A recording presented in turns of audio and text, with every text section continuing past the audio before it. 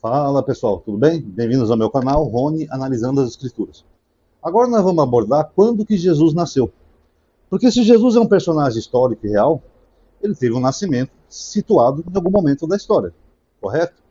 O que acontece, pessoal? Nós entendemos que Jesus nasceu no ano 1. Seria o ano zero, né? Mas eu acho que não existe ano zero, né? Seria o primeiro ano. Porque o nosso calendário ocidental era juliano, por causa do imperador Júlio César. E depois eles perceberam, na época do Papa Gregório, que os solstícios não estavam batendo com o calendário, ficavam cada vez mais longe. Aí eles perceberam que o calendário juliano não considerava o ano bissexto. Então eles mudaram o calendário, a mando do Papa Gregório, fizeram um calendário com um dia a mais em fevereiro, a cada 4 anos, que é o ano bissexto, e passaram a contar a partir do nascimento de Jesus. Que eles entenderam que seria o ano 1, fizeram os cálculos lá, chegaram mais ou menos a essa data. Só que não tem como Jesus ter nascido nessa data. Ele nasceu ou antes ou depois desse primeiro ano da humanidade, pós-Cristo, é claro. Vamos analisar aqui o que fala os evangelhos, nós vamos fazer uma linhazinha do tempo. Mateus capítulo 2, fala assim: Tendo Jesus nascido em Belém da Judéia, no tempo do rei Herodes, então note que aqui é o rei Herodes, a Bíblia de Jerusalém comenta, por volta do ano 5 ou 4 antes de Cristo. Então não tem como ter sido no ano 1 ou 0, tá, pessoal? Por um erro antigo, a era cristã começa alguns anos depois do nascimento de Cristo. Herodes reinou de 37 a 4 a.C. Seu reino acabou por abranger a Judéia, a Idumeia, a Samária, a Galileia, a Pérea e outras regiões para o lado de Aurã. Então vamos fazer uma tabelinha aqui, pessoal. Vamos fazer aqui uma linhazinha do tempo. Ó. Aqui seria mais ou menos... Eu vou colocar no 0, tá? Mas seria acho que ano 1, que acho que seria mais correto. Herodes, ele governou de 37 até o ano 4 antes de Cristo, tá? Aqui foi Herodes que governou. Então, segundo Mateus, ele nasceu de Herodes para cá, do ano 4 para cá. Porque quando ele nasceu, Herodes ainda estava vivo, mas ele reinou até o ano 4, tá? Que Herodes é esse? Esse aqui é Herodes o Grande. Como nós sabemos? Nós sabemos porque aqui a Bíblia fala, no próprio Mateus, no versículo 22 do capítulo 2, fala assim: Mas ouvindo que Arquelau era rei da Judéia, em lugar de seu pai Herodes, teve medo de ir para lá. Então, quando a família sagrada vai para o Egito, Herodes morre, e aí quem assume é Arquelau, tá? Só que Arquelau, pessoal, ele governou aqui do ano 4 até o ano 6 depois de Cristo. Eu ia colocar antes de Cristo aqui, tá?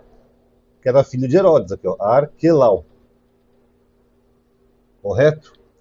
Então, segundo Mateus, na época de Herodes, a família sagrada vai para o Egito, fica lá alguns anos, e aí depois do 4, quando Herodes morre, eles voltam para o Egito. Tudo dentro desse espacinho aqui, tá?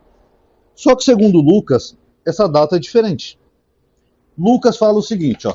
Vamos ler aqui o que fala Lucas. Lucas 2. Naqueles dias, apareceu um edito de César Augusto, ordenando o recenseamento de todo o mundo habitado. Esse recenseamento foi o primeiro, enquanto Quirino era governador.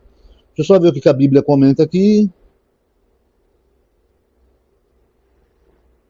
Uma vez que Joséfo data o recenseamento de Quirino em 6 depois de Cristo, a cronologia do nascimento de Jesus fornecida por Lucas não se concilia com a de Mateus, no qual nasceu antes da morte do rei Herodes o Magno, talvez desde o ano 8-6. Com efeito, o recenseamento da Judéia sobre Quirino fez fama.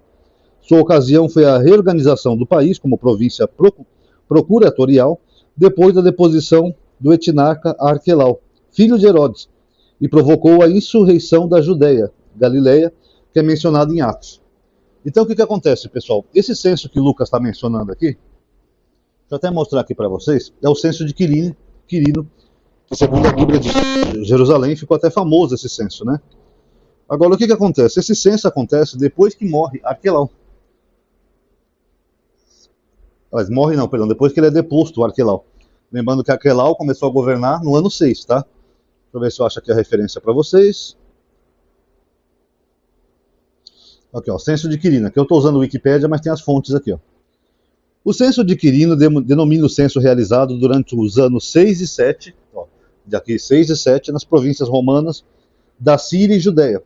O inquérito decorreu durante o reinado de Augusto, quando Públio Suplício Quirino foi nomeado governador da Síria, após a expulsão de Herodes Arquelau da tetrarquia da Judéia, tetrarquia da Judéia, e da imposição da administração direta romana. O relato do nascimento de Jesus no Evangelho de Cristo refere-se a esse censo. Então esse censo que ocorreu entre o ano 6 e 7, pessoal, vou colocar aqui, ó, 7, ele ocorreu depois que Arquelau foi deposto, perdeu o cargo. Então, com certeza, ele ocorreu próximo do ano 7. Tá? Então, segundo Mateus, Jesus nasceu quando Herodes ainda era vivo, antes do ano 4 da Era Comum. Mas segundo Lucas, não. Jesus nasceu depois da expulsão de Arquelau, quando teve o censo. Deixa eu colocar aqui embaixo, aqui, só para vocês entenderem. Ó. Aqui embaixo, ó, que teve o censo. Então, só aqui, pessoal, dá mais ou menos uns 10 anos de diferença. 6 anos para frente e 4 anos para trás. Fora os detalhes, né? Que aqui Herodes pode ter ido até no ano 5 antes da Era Comum, sei lá. Então, nós temos mais de 10 anos de diferença entre um relato e outro. Mais de 10 anos. E aí, quando que Jesus nasceu? Os evangelistas não eram testemunhas oculares da história, escrevendo sobre a inspiração do Espírito Santo? Pessoal, se tiver algum pipoca aí no áudio, vocês perdoem, tá? Que eu comprei um microfone novo, que o meu quebrou. E eu gravei ontem, talvez, acho que é porque eu não tinha recarregado o microfone, tá? Então eu espero que normalize, senão eu vou ter que comprar outro microfone, que ele ficou dando uns pipoquinhos aí no áudio, tá? Mas deu pra ouvir bem, é só eventualmente que acontece isso. E aí tem outro detalhe, pessoal. Segundo Mateus, continuando agora aqui, acontece o seguinte, ó. Tendo Jesus nascido em Belém, na Judéia. Então Jesus nasceu. Tá, vamos escrever aqui, ó. Ó, Jesus nasceu. Em Belém da Judéia, segundo Mateus. Correto? Eis que vieram os magos do Oriente a Jerusalém, perguntando: onde está o rei dos judeus recém-nascido? Então, segundo Mateus, essa narrativa dos magos, ela acontece assim, ó, assim que Jesus nasce. Aí Herodes fica revoltado, tenta enganar os magos. Aí o que acontece? Ó?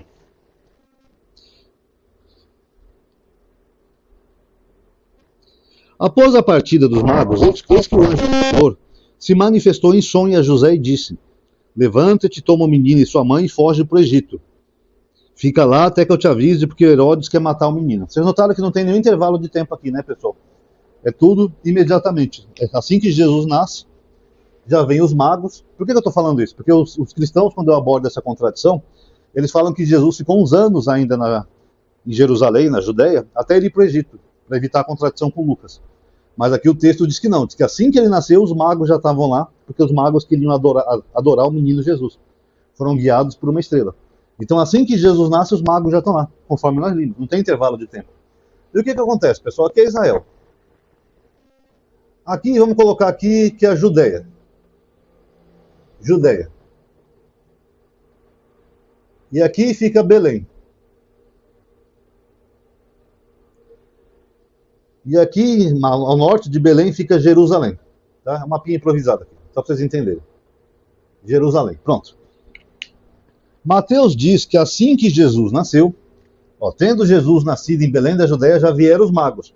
O anjo já apareceu naquela noite para José, falou: manda o pé para o Egito, porque Herodes quer matar as crianças.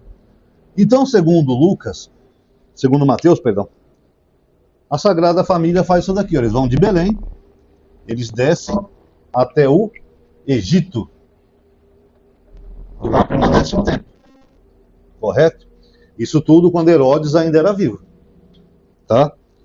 Herodes que queria matar as crianças. Já segundo Lucas, a narrativa muda. Olha o que Lucas informa aqui no seu texto.